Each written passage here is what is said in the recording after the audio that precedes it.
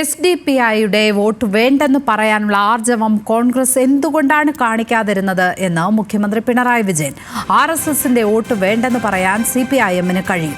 കോൺഗ്രസിന് അത് കഴിയുമോ എന്നും മുഖ്യമന്ത്രി ചോദിച്ചു. കോൺഗ്രസ് വർഗീയതയെ താലോലിക്കുകയാണ് എന്നും അദ്ദേഹം ആരോപിച്ചു. RSSന്റെ വോട്ട് ഞങ്ങൾക്ക് വേണ്ട എന്ന് പരസ്യമായി പറയാം. അത് CPIMന് പറയാൻ കഴിയും. കോൺഗ്രസിന് അത് പറയാൻ കഴിയുന്നുണ്ടോ? എന്താണ് SDPI എന്ന് കേരളത്തിൽ പ്രത്യേകം വിശദീകരിക്കേണ്ട കാര്യമുണ്ടോ? ജമാഅത്തെ ഇസ്ലാമി എന്താണെന്ന് പ്രത്യേകം വിശദീകരിക്കേണ്ടതായിട്ടുണ്ടോ? ഇവരെ പരസ്യമായി പ്രഖ്യാപിക്കുകയാണ്, ഞങ്ങള് കോൺഗ്രസിന് പിന്തുണ. ആ പിന്തുണ വാങ്ങിയവരിൽ ഏതെല്ലാം സ്ഥാനാർത്ഥികൾ ഉണ്ട് എന്നൊന്ന് ആലോചിച്ച് നോക്കി. ഇപ്പൊ അധിക ദിവസമൊന്നും ആയില്ലല്ലോ. എന്തേ നിങ്ങളുടെ വോട്ട് വേണ്ട എന്ന് പറയാനുള്ള ആർജവം കാണിക്കാതിരുന്നത്?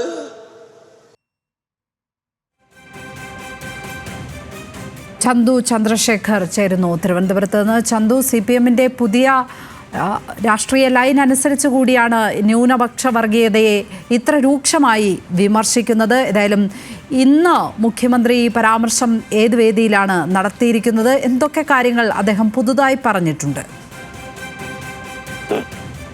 മതനിരപേക്ഷതയെ ചോദ്യം ചെയ്യുന്ന തരത്തിലായിരുന്നു ഇന്ന് മുഖ്യമന്ത്രി ഇത്തരത്തിൽ കോൺഗ്രസിനെതിരെ ഒരു കടന്നാക്രമണം നടത്തിയത്. തിരുവനന്തപുരത്ത് CPM ജില്ലാ സമ്മേളനത്തിന്റെ പൊതുസമ്മേളനം ഉദ്ഘാടനം ചെയ്യുന്ന വേദിയിലാണ് ഇത്തരത്തിൽ മുഖ്യമന്ത്രി കോൺഗ്രസിനെ കടന്നാക്രമിച്ചത്.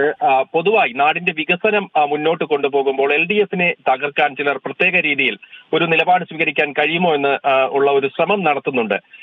അവിടെയാണ് കോൺഗ്രസിനെ പ്രധാനമായും മുഖ്യമന്ത്രി കുറ്റപ്പെടുത്തുന്നത്. RSSന്റെ വോട്ട് ഞങ്ങൾക്ക് വേണ്ട എന്ന് CPMന് പറയാൻ കഴിയും, പക്ഷേ കോൺഗ്രസിന് അതിന് കഴിയുമോ എന്ന് മുഖ്യമന്ത്രി ചോദിക്കുന്നു. അത് കോൺഗ്രസ് പരിശോധിക്കണമെന്ന് മുഖ്യമന്ത്രി ആവശ്യപ്പെടുന്നു. എന്താണ് SDPI എന്നും ജമാഅത്തെ ഇസ്ലാമി എന്നും പ്രത്യേകം വിശദീകരിക്കേണ്ട കാര്യമില്ല. മുസ്ലിം വിഭാഗം തന്നെ അവരെ അംഗീകരിക്കുന്നില്ല. പക്ഷെ എന്തുകൊണ്ട് നിങ്ങളുടെ വോട്ട് വേണ്ട എന്ന് ഒരു ആർജവം കാണിക്കാൻ കോൺഗ്രസിന് കഴിയുന്നില്ല എന്ന് മുഖ്യമന്ത്രി ചോദിച്ചിട്ടുണ്ട്. അത് പ്രധാനമായും പാലക്കാട് ഉപതെരഞ്ഞെടുപ്പ് വിജയത്തിന് ശേഷം SDPIയുടെ ആഹ്ലാദ പ്രകടനം, ആദ്യം SDPIയുടെ ആഹ്ലാദ പ്രകടനം ഒക്കെ ഇറങ്ങിയ ഒരു സാഹചര്യം കൂടി എടുത്തു പറയുന്ന, അല്ലെങ്കിൽ അത് കൂടി ഉൾപ്പെടുത്തിയാണ് മുഖ്യമന്ത്രി ഈ അടുത്തിടെ എന്താണ് നടന്നതെന്ന് നമുക്കറിയാമല്ലോ എന്ന് സൂചിപ്പിച്ചുകൊണ്ട് മുഖ്യമന്ത്രി വ്യക്തമാക്കിയത്. കൂടാതെ നേമത്തെ BJP സ്ഥാനാർത്ഥിയെ ജയിപ്പിച്ചു. ഈ ജയം ഉണ്ടാകുമ്പോൾ തന്നെ കോൺഗ്രസിന്റെ വോട്ട് അവിടെ കാണുന്നില്ല.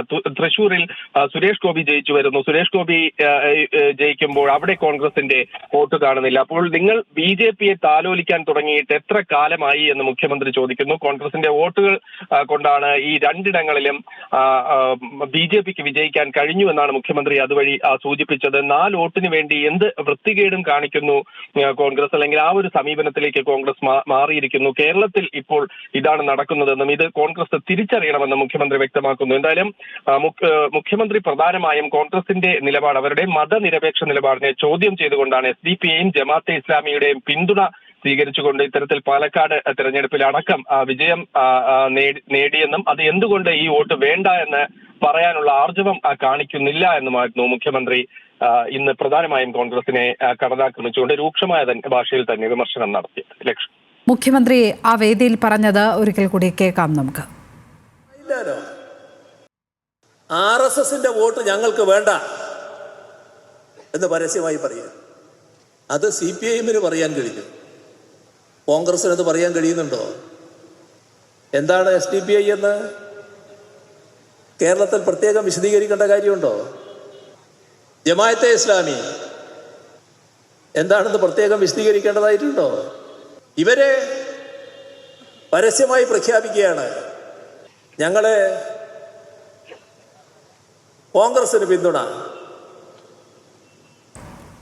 ആ പിന്തുണ വാങ്ങിയവരിൽ ഏതെല്ലാം സ്ഥാനാർത്ഥികൾ ഉണ്ട് എന്നൊന്ന് ആലോചിച്ച് നോക്കി. ഇപ്പൊ അധിക ദിവസമൊന്നും ആയില്ലല്ലോ. എന്തേ നിങ്ങളുടെ വോട്ട് വേണ്ട എന്ന് പറയാനുള്ള ആർജവം കാണിക്കാതിരുന്നത്?